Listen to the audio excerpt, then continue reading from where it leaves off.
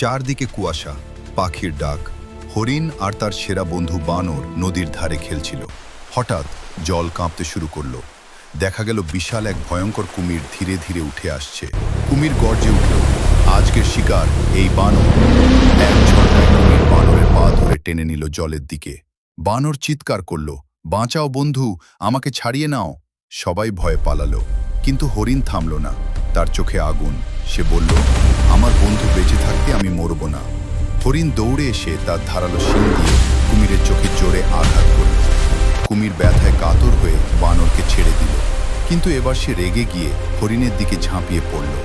জল ছিটকে উঠছে, কাদা উঠছে, মৃত্যু আর সাহসের লড়াই চলছে। ঠিক সেই মুহূর্তে হরিণ শেষ শক্তি দিয়ে আবার শিং দিয়ে আঘাত করল।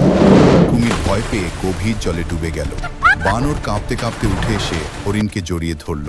বানর বলল, তুই শুধু বন্ধু না, তুই আমার ভাই। শেষে পুরো জঙ্গল বুঝল, সত্যিকারের শক্তি শরীরে না, থাকে বন্ধুত্বে।